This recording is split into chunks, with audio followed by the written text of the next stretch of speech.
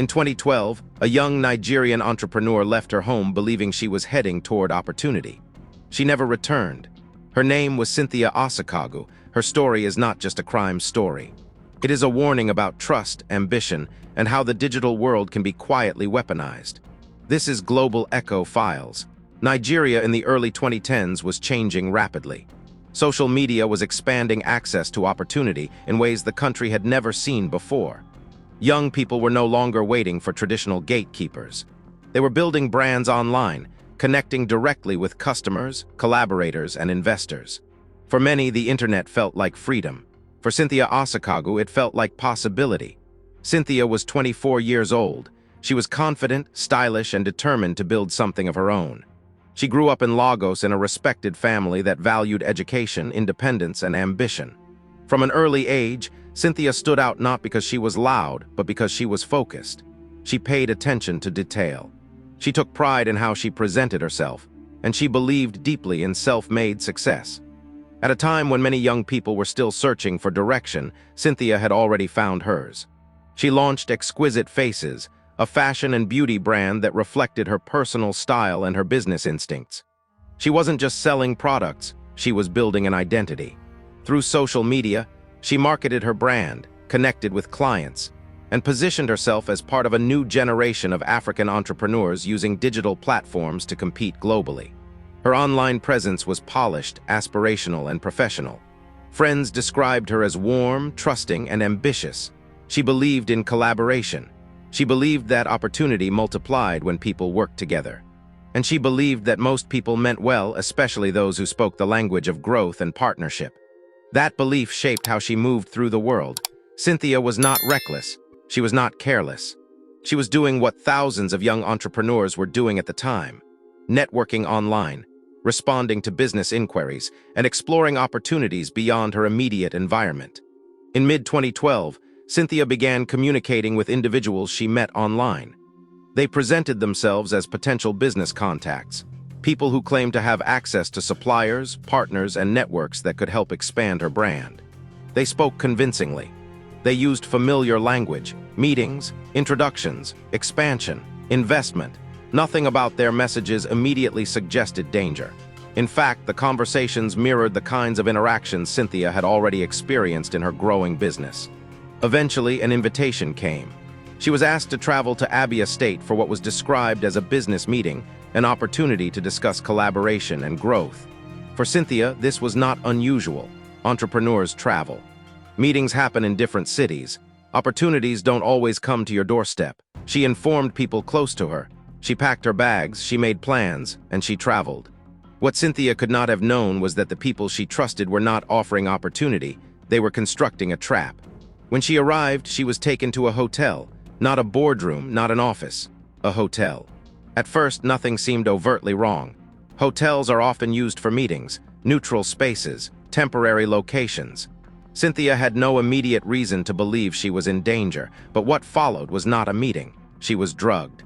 Her belongings were taken, and her life was taken from her. The betrayal was complete. Cynthia was not targeted because she was careless. She was targeted because she was trusting, because she was ambitious, because she represented a new kind of opportunity, one that criminals had learned how to exploit. Her killers were not faceless figures hiding in darkness. They were people she had spoken to, people she believed were offering legitimate opportunity, people who understood how to manipulate trust in the digital age. When Cynthia failed to return and could no longer be reached, alarm bells rang. Her family reported her missing. What followed was a rapid and intense investigation. Authorities traced her last known movements. They tracked communications. They followed digital trails. The evidence led directly back to the individuals she had met online. They were arrested, and eventually they confessed. The truth that emerged shocked the nation. Cynthia Osokogu's murder was not random. It was deliberate, planned, and rooted in deception. The case revealed a disturbing pattern: criminals using social media platforms to identify potential victims, gain their trust, and lure them into controlled environments where help would not arrive in time. For Nigeria, the case was a turning point. It forced a national conversation about online safety, digital trust, and the illusion that professional language guarantees good intent. The trial that followed was closely watched. The courtroom became a place where Nigerians confronted an uncomfortable reality. The same tools empowering young entrepreneurs could also be used to destroy them. The perpetrators were convicted. Justice, in a legal sense, was served. But the cost was irreversible. Cynthia Osokogu became more than a victim. She became a symbol of ambition, a symbol of trust, and a symbol of how quickly opportunity can turn into danger when caution is replaced by assumption. Her story continues to echo because it speaks to something larger than one crime. It speaks to how the digital world reshapes human interaction, and how intent is no longer visible at first glance. Behind every screen is a person. Behind every message is motive. And behind every opportunity there must be caution. This is only the beginning of Cynthia's story. In the next part, we will examine how the online connection was built, how trust was cultivated step by step, and how ordinary digital interactions became the foundation for a fatal betrayal. The most dangerous part of Cynthia Osokogu's story did not begin in a hotel. It began on a screen. By 2012, social media had become a powerful tool in Nigeria's growing entrepreneurial space. Platforms that were once used only for personal connection had transformed into marketplaces, networking hubs, and professional stages. For young business owners, visibility meant survival. Messages from strangers were not unusual. Inquiries were part of growth. Cynthia understood this well. She communicated confidently online. She responded professionally. She treated opportunities seriously, especially those that aligned with her brand and ambitions. The individuals who contacted Cynthia understood this environment too. They did not approach her aggressively. They did not rush her. They did not make unrealistic promises. Instead, they blended in. Their messages were polite. Their tone was professional. Their language mirrored the vocabulary of legitimate business. They spoke about partnerships. They mentioned expansion. They referenced introductions to suppliers and contacts. Nothing about the conversation screamed danger. This is how digital manipulation works best, not through pressure, but through familiarity. Over time, trust is built not through a single message, but through consistency. The people communicating with Cynthia stayed in contact.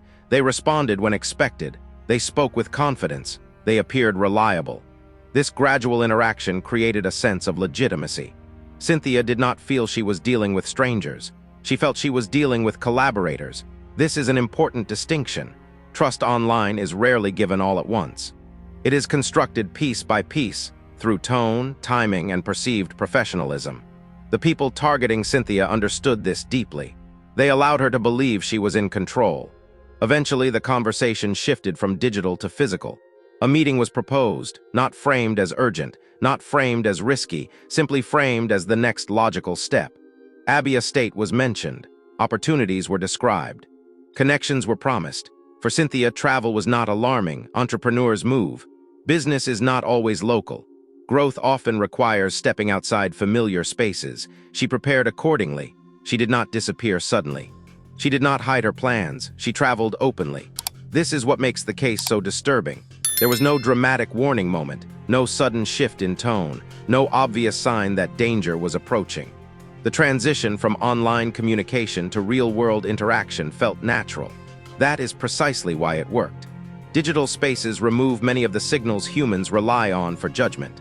There is no body language, no immediate environment, no instinctive cues. Instead, trust is filtered through words on a screen, and words are easy to manipulate. The people Cynthia trusted understood how to present stability. They did not overplay their hand. They allowed her to feel safe enough to move forward on her own terms. When she arrived in Abbey Estate, she was taken to a hotel. Again, nothing immediately felt out of place. Hotels are neutral spaces. They are often used for meetings. They feel temporary, professional, and controlled. This was not a back alley, not an abandoned location, not a place that suggested immediate threat. That choice mattered, because danger that hides behind normality is far more effective than danger that announces itself. Inside the hotel, the illusion collapsed. The meeting never existed. What followed was not business, it was betrayal. Cynthia had not misread a single message, she had misread intent. The individuals she trusted were never interested in collaboration. They were interested in exploitation, and the digital space had allowed them to study her before ever meeting her. They knew her interests, her ambitions, her confidence. Her trust, they knew she was driven. They knew she believed in opportunity, and they used that against her. This is where the case forces us to confront an uncomfortable truth. The internet did not create danger, it refined it. Criminals no longer need physical proximity to identify targets. They can observe quietly. They can select carefully. They can shape conversations to feel safe. They can weaponize ambition. For investigators, this digital trail became critical. Phone records, online messages, travel timelines. Unlike many crimes, this case left a clear digital footprint. And that footprint told a chilling story, not of sudden violence, but of careful preparation. Authorities quickly realized this was not an impulsive act. It was planned. The people involved had coordinated, they had communicated. They had anticipated Cynthia's movements. They had constructed a scenario in which she would arrive willingly, believing she was stepping into opportunity. This realization shook the public, because it meant that Cynthia was not unlucky. She was targeted, and that targeting followed a method that could be repeated. As details emerged, Nigerians began to see the digital world differently. Social media was no longer just a space for connection. It was a space where vulnerability could be observed, where ambition could be exploited. The Cynthia Osokogu case became a warning, not against networking, but against assumption. The assumption that professional language equals professional intent. The assumption that familiarity equals safety. The assumption that opportunity cannot hide danger. This was not a story of ignorance. It was a story of manipulation. And manipulation works best when the victim believes they are making rational, informed decisions. Cynthia did everything she believed was right. She communicated. She planned. She trusted, and that trust was turned into a weapon. In the next part, we will move away from the digital world and into the physical aftermath. The discovery, the investigation, and how authorities uncovered the truth behind the deception. When Cynthia Osokogu arrived at the hotel in Abia State, nothing immediately signaled danger. Hotels are designed to feel neutral, temporary, controlled. They are places where people pass through quietly, where privacy is expected, and where questions are rarely asked. That neutrality is what made the location effective. Cynthia believed she was there for a meeting, a conversation, a step forward in her business journey. She had no reason to believe that the space itself would become part of a plan built on deception. What happened inside that hotel room was not witnessed by the public. It was not captured on cameras. It unfolded behind closed doors, away from the expectations of safety Cynthia carried with her. By the time the truth surfaced, it was already too late. When Cynthia failed to return home and stopped responding to messages, concern escalated quickly. This was not normal behavior. She was known to stay in contact. She was responsible. Silence did not fit her pattern. Her family reported her missing. Authorities moved to retrace her last known steps. Phone records were checked. Travel movements were reviewed. Digital communications were analyzed. The trail led to the hotel. When police entered the room, the reality of what had happened became clear. The meeting that had been promised never existed. The opportunity had been an illusion from the start. The discovery sent shockwaves through investigators. This was not a crime born of chance. It was not a random encounter. It was the result of deliberate planning. Attention immediately turned to the people Cynthia had met online. Investigators identified suspects quickly, not through speculation but through evidence. Messages, calls, timelines, movements that aligned too perfectly to be coincidence. The suspects were located and taken into custody. Under questioning, the story unraveled. They admitted that the business opportunity was false. They admitted that Cynthia had been lured under pretense. They admitted that the intent was exploitation. The details that emerged were deeply disturbing, not because they were graphic, but because they revealed how calculated the deception had been. This was not an act of sudden violence. It was a betrayal that unfolded step by step. For investigators, the clarity of the evidence stood in stark contrast to the tragedy of the outcome. Digital communication, which had been used to manipulate Cynthia, now became the tool that exposed her attackers. Messages that once sounded professional now revealed intent. Timelines that once seemed ordinary now revealed coordination. The suspects confessed. Their statements confirmed what investigators had feared, that Cynthia was targeted because she represented opportunity. She was seen not as a person but as access, not as a life but as gain. This realization struck a nerve across Nigeria because Cynthia was not alone in her ambition. Thousands of young people were building brands online.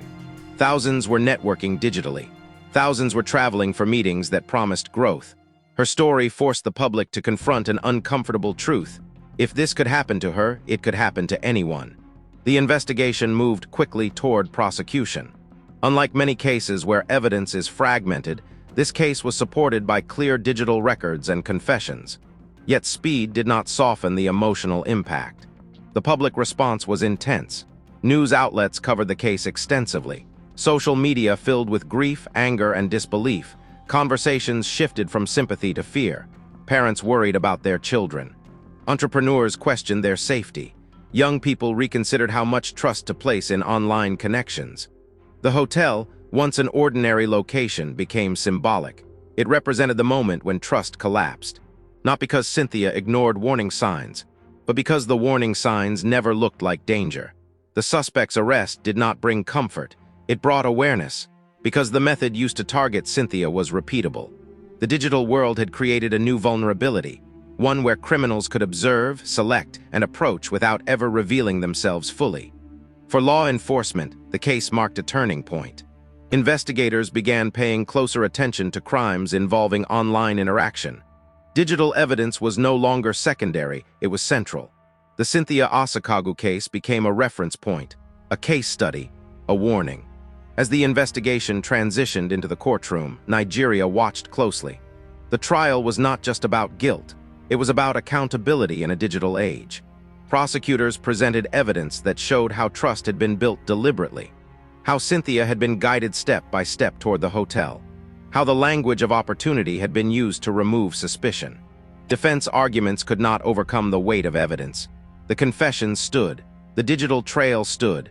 The truth was undeniable. When the verdict came, it was decisive. The perpetrators were convicted.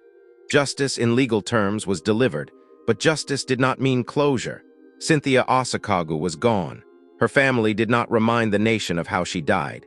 They reminded it of how she lived. She was a daughter, a sister, an entrepreneur, a woman who believed in building something meaningful. Her life was not defined by the crime, but by the ambition that led her forward. The investigation ended, but the conversation did not. Because Cynthia's story revealed something larger than one crime. It revealed a shift in how danger operates. Danger no longer announces itself loudly. It does not always come from strangers in dark corners. Sometimes it arrives through friendly messages and professional language. Sometimes it wears the mask of opportunity. In the next part, we will examine the trial in deeper detail, how the justice system handled a crime rooted in digital deception, and how Cynthia Osokogu's case permanently altered Nigeria's conversation about online safety and trust. When the case moved from investigation to trial, Nigeria paid attention. This was not just another courtroom proceeding. It was a public reckoning. For the first time, many Nigerians were watching a crime unfold that did not fit familiar patterns. There was no street confrontation, no visible warning signs, no chaotic struggle that could be easily explained. Instead, the crime had grown quietly through messages, promises, and trust built over time. Inside the courtroom, the details were laid out carefully. Prosecutors presented a timeline that began long before Cynthia ever arrived at the hotel. They showed how communication had developed gradually, how trust was cultivated through consistent interaction, how the language of opportunity had been used not to inspire, but to disarm. The digital trail became the backbone of the case. Messages were read aloud. Call logs were examined. Travel records were traced. What once looked like ordinary business communication was now exposed for what it truly was, calculated manipulation. The court saw how Cynthia had been guided step by step toward a meeting that never existed, how the defendants had coordinated their actions, how the hotel was chosen not for business but for isolation. This was not an impulsive crime, it was structured. The defense attempted to challenge elements of intent, but the evidence left little room for doubt. The confessions aligned with the digital records. The timelines matched. The inconsistencies collapsed under scrutiny. What struck many observers was not just the clarity of the evidence, but how modern the crime felt. This was not a story from a distant past. It was not rooted in old methods. It reflected the present. Social media, direct messaging, digital trust. The courtroom became a place where Nigeria confronted a new reality. The tools empowering young people could also be turned against them. When the verdict was delivered, it was decisive. The perpetrators were found guilty. The sentence reflected the seriousness of the crime. Justice, in a legal sense, had been served, but justice did not mean healing. For Cynthia's family, no verdict could restore what was taken. The courtroom provided accountability, but not closure. For the public, the trial left behind difficult questions. How many people had unknowingly walked into similar situations and escaped by chance? How many online conversations felt safe, but were not? How many ambitions were quietly vulnerable? The case became a national mirror. Parents began talking to their children about online interactions differently. Entrepreneurs reassessed how they vetted business contacts. Young professionals became more cautious about meetings arranged solely through digital platforms. Cynthia Osokogu's name became synonymous with awareness, not fear, but caution. The media played a significant role in shaping this shift. Coverage emphasized not sensational details, but the method of deception. Analysts discussed how criminals were adapting faster than public awareness. For many Nigerians, this was the first time they fully understood how digital spaces could erase traditional warning signs. In physical interactions, intuition often plays a role. Body language, tone, environment. Online, those cues disappear. All that remains are words, and words can be rehearsed. The trial highlighted this vulnerability. It showed how easily professionalism can be performed, how easily legitimacy can be mimicked, and how trust, once established, can override caution. As conversations spread beyond Nigeria, Cynthia's story resonated across Africa and beyond. Young entrepreneurs everywhere recognized pieces of themselves in her journey. She was not reckless, she was not naive, she was participating in the modern economy. That recognition made the case more unsettling, because it meant there was no simple lesson that guaranteed safety. There was no checklist that could have prevented what happened, only awareness. The justice system had done its part, but society now had work to do. Digital literacy programs began incorporating discussions about online safety. Universities and business groups hosted seminars on secure networking. Campaigns emerged encouraging verification, transparency, and caution when transitioning from online interaction to physical meetings. These changes were not reactions born of panic. They were adjustments born of understanding. Cynthia Osokogu's case did not push people offline. It pushed them to be more intentional online.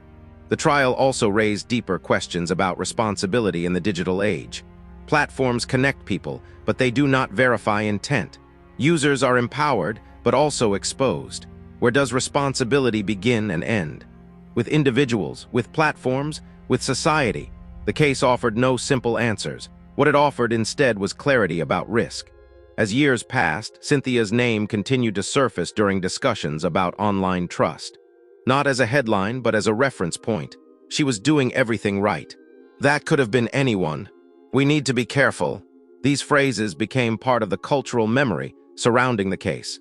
Cynthia Osokogu did not become famous by choice, but her story changed how people moved through digital space. And that change mattered, because the true legacy of justice is not punishment alone. It is prevention. It is awareness. It is the quiet shift in behavior that reduces future harm. In the next part, we will step back from the courtroom and examine the broader impact of Cynthia Osokogu's case, how it reshaped conversations about trust, ambition, and safety in a world where opportunity and danger now share the same digital door. After the verdict was delivered and the courtroom emptied, Cynthia Osokogu's story did not fade. In many ways, it was only beginning. Because while the justice system had reached its conclusion, society was still absorbing what the case truly meant. The impact of Cynthia's murder extended far beyond the individuals responsible. It reached into how people understood opportunity, trust, and vulnerability in a rapidly digitizing world. Nigeria was already deep into a digital transformation. Social media platforms had become central to commerce, identity, and aspiration. Young people built brands on their phones. Deals were discussed in messages. Connections were formed without ever shaking hands. Cynthia had been part of that wave. Her case forced people to look at that wave more carefully. For the first time, many Nigerians realized that the digital world had quietly removed some of the natural barriers that once protected people. Distance was no longer a filter. Familiarity could be simulated. Intent could be hidden behind polished language and curated profiles. The danger was not that people were online. The danger was that online interaction had begun to feel the same as real-world trust. After Cynthia's case, that assumption cracked. Entrepreneurs began to talk openly about safety in ways they had not before. Networking groups added informal rules. Never attend meetings alone, verify identities through multiple channels, meet only in public spaces, inform others of travel plans. These conversations were not driven by fear. They were driven by recognition. Recognition that ambition creates exposure. Recognition that visibility invites attention, both good and bad. Recognition that the tools designed to empower could also be exploited. For young women especially, Cynthia's story carried particular weight. She had done what society encouraged: build something, promote it confidently, engage professionally, take opportunities seriously. Yet that same encouragement had placed her in harm's path. This created a difficult tension. How do you pursue growth without withdrawing into fear? How do you remain open without becoming vulnerable? How do you trust without assuming safety? There were no easy answers, but Cynthia's story forced the questions into the open. Universities and youth organizations began including discussions about digital safety alongside entrepreneurship training, not as a warning against ambition, but as guidance on how to navigate opportunity responsibly. Social media awareness campaigns emerged, emphasizing verification, transparency, and caution. People were encouraged to cross-check contacts, request formal documentation, and trust instincts when something felt unclear. Importantly, the conversation shifted away from blaming victims. Cynthia was not criticized for trusting. Instead, the focus turned toward understanding how manipulation works. This distinction mattered because victim blaming closes discussion, understanding opens it. Criminologists and sociologists also began referencing the case in broader discussions about how crime evolves alongside technology. Cynthia's murder illustrated a shift from opportunistic crime to strategic targeting. Criminals no longer needed to wait for chance encounters. They could observe quietly, select deliberately, plan carefully. The digital world allowed them to study routines, interests, and vulnerabilities without ever being seen. This realization unsettled many people, not because it was dramatic, but because it was subtle. The threat was not loud, it was patient, and patience is harder to detect. For law enforcement, Cynthia's case reinforced the importance of digital forensics. Investigators began treating online communication not as background detail, but as primary evidence. Patterns of messaging, timing of responses, language choices, all became critical. The case demonstrated that digital footprints often reveal intent long before physical actions do. Yet it also showed that prevention is far more difficult than prosecution. Once Cynthia traveled, the outcome was already set in motion. Stopping the crime would have required awareness earlier, before trust was fully established. That reality shifted focus toward education rather than enforcement alone. Because law enforcement can respond to crime, but society must learn to recognize risk. As time passed, Cynthia Osokogu's name became part of a larger conversation about modern vulnerability. Not vulnerability as weakness, but vulnerability as exposure. Exposure created by visibility, ambition, and openness. The digital age rewards those traits, but it does not protect them. This contradiction sits at the heart of Cynthia's story. She embodied progress, and progress made her visible. Her death did not slow Nigeria's digital growth, but it did change how people approached it, quietly, cautiously, with more questions. The story also challenged the idea that danger always looks dangerous. In Cynthia's case, danger looked like opportunity. It sounded like professional language. It arrived through friendly messages and reasonable promises. That realization forced people to rethink instincts. Fear is easy to recognize, trust is not. Trust feels normal, and that is what made this case so unsettling. There was no dramatic warning moment where Cynthia could have turned back. No clear sign that said, "This is wrong." The absence of that moment is what continues to haunt the case, because it suggests that safety in the digital age is not about avoiding obvious threats, but about navigating ambiguity. And ambiguity is uncomfortable. As years passed, Cynthia's family continued to speak about her not as a cautionary tale, but as a person. They emphasized her creativity, her drive, her kindness. They did not want her remembered only for how she died. They wanted her remembered for how she lived. That insistence mattered, because it reframed the story away from tragedy alone. It reminded people that Cynthia's life had meaning beyond the crime. Her ambition was not a flaw. Her trust was not foolish. The crime was not inevitable. It was preventable, but only in a world that understands how trust can be manipulated. Cynthia Osokogu's story now exists at the intersection of ambition and caution. It asks a difficult question. How do we move forward without becoming hardened? How do we remain open without becoming exposed? There is no final answer, only balance and awareness. By the time the headlines faded and the courtroom fell quiet, one truth remained unresolved. Not who was responsible, not how the crime happened, but what it revealed about the world Cynthia Osokogu was navigating. Because her story is not only about a crime committed in 2012. It is about a shift that continues to shape lives today. Cynthia lived at a moment when opportunity had become more accessible than ever before. The internet collapsed distance. Social media collapsed hierarchy. Young people no longer needed permission to build something meaningful. This transformation brought freedom, but it also brought exposure. Cynthia's ambition placed her in the open. Her brand, her confidence, her willingness to engage made her visible. Visibility, in turn, attracted attention. Most of that attention was harmless. Some of it was supportive, but a small part of it was predatory. And that is the uncomfortable reality the digital age forces us to confront. Connection is no longer filtered by proximity or reputation. Trust is no longer built through shared communities alone. Intent is no longer immediately visible. Instead, trust is negotiated through screens. And screens remove friction. They remove hesitation. They remove accountability cues. They remove the instinctive signals humans evolved to rely on. Cynthia did not fail to protect herself. She was navigating a system that had not yet learned how to protect people like her. That distinction matters, because stories like hers are often misunderstood as warnings against trust itself. But Cynthia's story is not about mistrust. It is about discernment. Trust, in its healthiest form, is not blind. It is built gradually, tested quietly, and supported by verification. In the early days of digital entrepreneurship, those safeguards were not yet cultural norms. People assumed that professionalism equaled legitimacy. That ambition was shared. That opportunity was mutual. Cynthia believed she was entering a collaboration. Her killers believed they were entering an opportunity of their own, one defined by exploitation. This asymmetry of intent is what made the situation so dangerous. The digital space did not lie to Cynthia. People did. But the digital space allowed those lies to move without resistance. As societies mature digitally, this gap becomes clearer. Platforms connect people, they do not verify morality. Language can sound sincere, it does not guarantee honesty. Opportunity can feel real without being safe. Understanding this is not about fear. It is about literacy.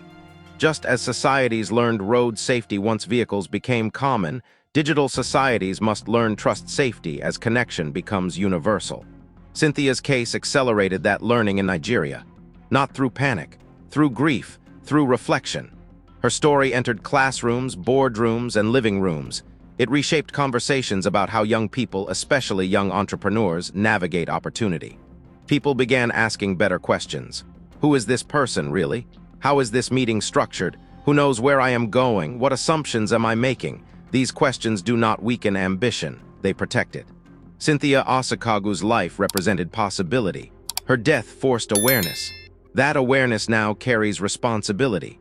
Responsibility not to withdraw from opportunity, but to approach it with clarity.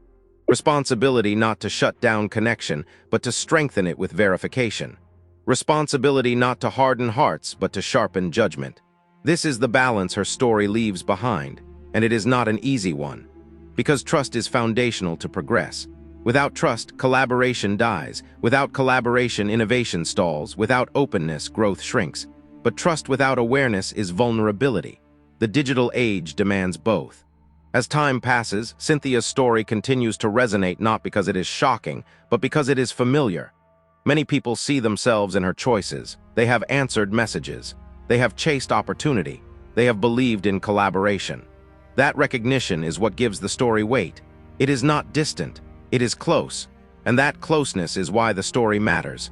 Cynthia Osokogu should not be remembered only for the way her life ended. She should be remembered for what her life represented: courage, creativity, and belief in possibility. Her legacy is not fear. It is awareness. Awareness that progress and protection must evolve together. Awareness that opportunity must be met with discernment. Awareness that digital connection requires human caution. This awareness does not undo what happened, but it honors her life by reducing the chance of repetition. In that way, Cynthia's story continues to work quietly, persistently, shaping how people move through the world. The digital age is not going away. Connection will only increase. Opportunity will only expand. And with it, responsibility must grow, not imposed from above, but practiced individually. Every message read, every invitation considered, every opportunity examined with care. This is not paranoia, it is maturity. Cynthia Osokogu's story marks the moment when innocence met reality, and reality demanded adaptation. Her life reminds us that ambition is not dangerous. Unexamined trust is, and the solution is not fear, it is awareness. This is Global Echo Files, stories not told to frighten, but to illuminate. And yet, even after all the analysis, all the investigations, all the reflections, one uncomfortable truth remains difficult to accept. Cynthia Osokogu's story feels complete in court records, but incomplete in meaning. Because while the perpetrators were identified and punished, the conditions that allowed the crime to happen did not disappear with them. They remained embedded in the same digital spaces, the same aspirations, the same patterns of trust that millions of people continue to navigate every day. The world Cynthia lived in has only grown faster since 2012. Social platforms that once felt new are now unavoidable. Business conversations happen casually in direct messages. Opportunities appear without warning, often framed with urgency, exclusivity, or promise. The language of success has become portable, repeatable, and easy to imitate. This is what makes modern deception so difficult to detect. It does not rely on fear. It relies on familiarity. Cynthia did not step into danger because she ignored obvious warning signs. She stepped into it because everything appeared normal. The conversation sounded professional. The invitation sounded reasonable. The timing felt right. That normalcy is what stripped the moment of caution. And that is what continues to unsettle those who revisit her story years later. If the danger did not announce itself, then how many others move through similar moments every day without realizing how exposed they are? This is why Cynthia's case refuses to settle comfortably into the past.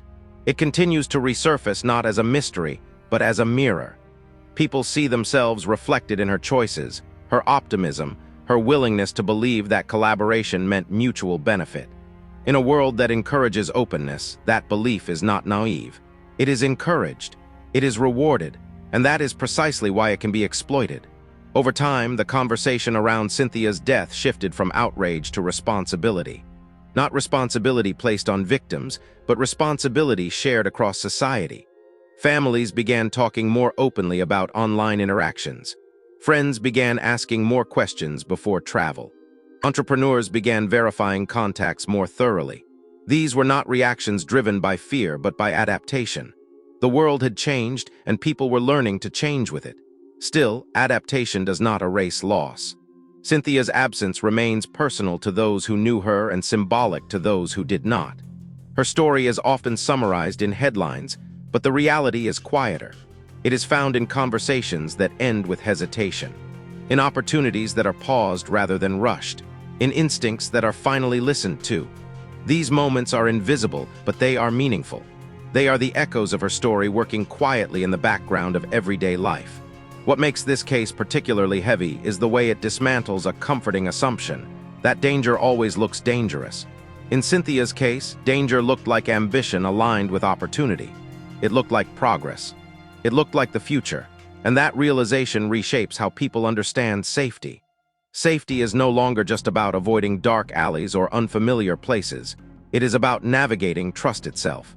Trust once broken does not disappear. It changes form, it becomes cautious, measured, conditional. This transformation has shaped how people interact online in ways that are subtle but lasting. People still connect, still collaborate, still dream, but they do so with an added layer of awareness. That awareness is Cynthia's legacy, even if it came at an unbearable cost.